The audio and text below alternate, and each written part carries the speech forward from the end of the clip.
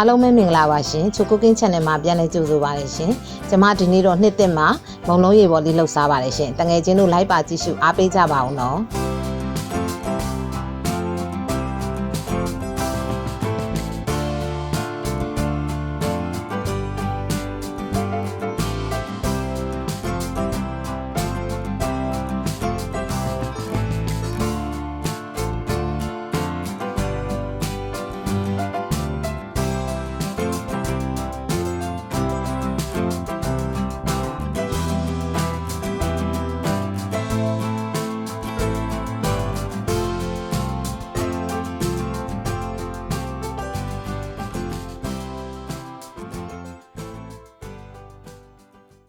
โอเคမုံလုံးရေပေါ်လှုပ်ဖို့အတွက်ကျမတို့ဒီရိုးရကောင်းရင်းမှုန့်လေးပေါ့နော်ထည့်ပါမယ်ရှင်အမှုန့်လေးကိုမုတ်သားပြုတ်လုပ်ဖို့အတွက်ပေါ့နော်ဇလုံးတစ်ခုတည်းထည့်ပါမယ်ရှင်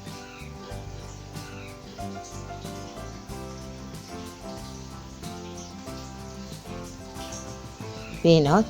ကျမတို့ရေကိုနည်းနည်းချင်းစီပေါ့နော်ထည့်လိုက်နှဲလိုက်နဲ့ဒီမုတ်သားလေးကိုလုံးလို့ရအောင်ပေါ့နော်ဖြည်းဖြည်းချင်းရေလေးထဲလိုက်နှဲလိုက်နဲ့နှဲပေးရပါမယ်ရှင်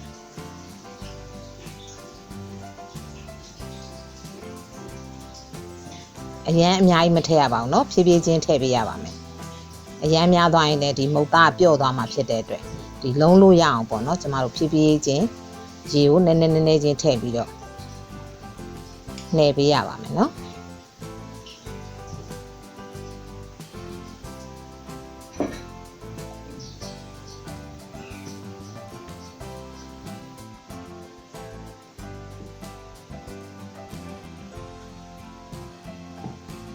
ဒီမုံလုံးရေပေါ်လေးရလဲကျမတို့တကြမ်းမှာလှုပ်ရှားတယ်ဆိုပေမဲ့ပေါ့နော်ဘယ်ချိန်မဲ့ဖြစ်ဖြစ်ကျမတို့လှုပ်ရှားလို့ရပါတယ်ဒါဗမာမုတ်ဖြစ်တဲ့အတွက်ဘယ်ချိန်မဲ့ဖြစ်ဖြစ်ကိုယ့်အိမ်မှာကိုလှုပ်ရှားလို့ရှင်စားကောင်းပါတယ်နော်ဒီကိုယ့်ဘာကိုလှုပ်ရှားလို့ရပါတယ်ရှင်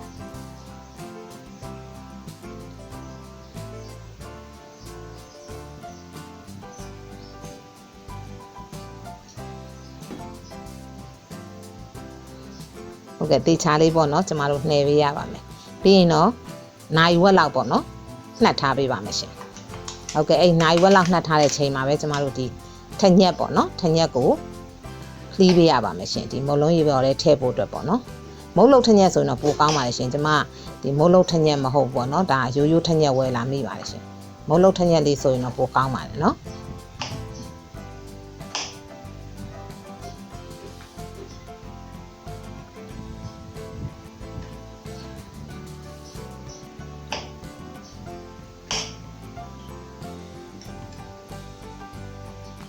အုံးသီးကိုတော့ကျမတို့ဒီဈေးထဲမှာပေါ့နော်သွားပြီးတော့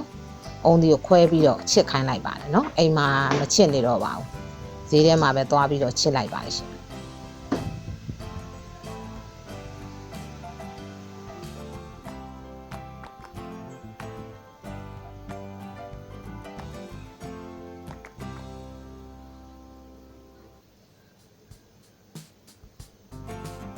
ဟုတ်ကဲ့ကျမတို့နိုင်ဝက်လောက်ကြာပြီးသွားပြီเนาะကျမတို့မုတ်စလုံးလို့ရပါပြီเนาะမုတ်လေးတွေကိုနည်းနည်းချင်းစီယူပြီးတော့အလုံးလေးလုပ်ပြီးတော့ထညက်ကလေးထည့်မယ်ပြီးရင်တော့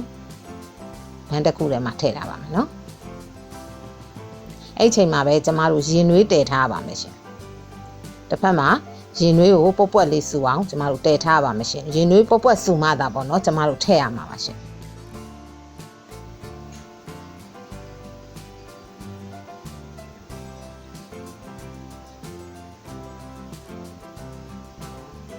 အစင်လင့်လုံးထားပါမယ်နော်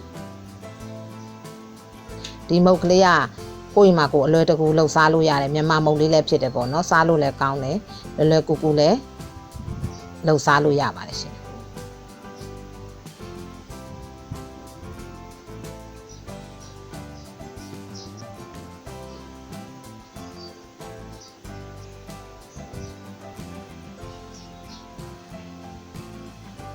ဟုတ်ကဲ့အဲ့ချိန်မှာပဲရင်နွေးကပွက်လာပြီပေါ့နော်အဲ့ဒါဆိုရင်တော့ကျမတို့ဖုံးလေးဖွင့်ပြီးတော့မုံလုံးရေပေါ်လေးတွေထည့်ပါမယ်ရှင်မုံလုံးရေပေါ်ဆိုတဲ့အတိုင်းပဲကျမတို့ထည့်ချင်းမှာတော့ဒီရေထဲမြုပ်သွားမယ်ပေါ့နော်ကြက်လာပြီဆိုရင်အဲ့ဒီမုံလုံးရေပေါ်လေးတွေရေပေါ်ပေါ်လာပါတယ်ရှင်အဲ့ဒါဆိုရင်တော့ကျမတို့ဆယ်လို့ရပါပြီနော်အခုဆိုရင်တော့ဒါ တကူချင်းဒီတဲ့သူဒီအထဲထဲမှာပေါ့နော်မြုပ်နေတယ်ပေါ့ကြက်ပြီဆိုရင်တော့ဒီမှာပေါ်လာပါပြီရှင်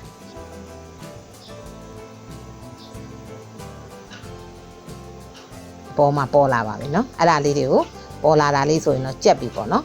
အဲ့ဒါဆိုရင်ကျွန်မရေအေးတဲ့ကိုပြောင်းပြီးထည့်ပါမယ်ရှင်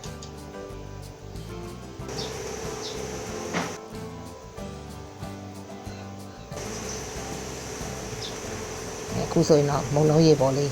ရပါပြီเนาะရေအေးတွေကနေပြီးတော့ဆယ်ပြီးတော့ကျမတို့အုံးသီးလေးဖြူပြီးတော့စားလို့ရပါတယ်เนาะပကံတစ်ခုလေးကိုကျမထည့်ပါမယ်ရှင်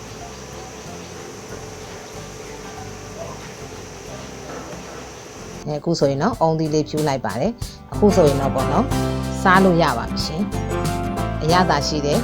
မုံလုံးရေပေါ်လေးမမမုတ်ပေါ့နော်မုံလုံးရေပေါ်လေးရပါပြီရှင်ကျမရဲ့ဗီဒီယိုလေးတွေကိုကြိုက်နှစ်သက်တယ်ဆိုရင်တော့ like and subscribe လေးလုပ်ပြီးတော့အားပေးခဲ့ကြပါအောင်နော်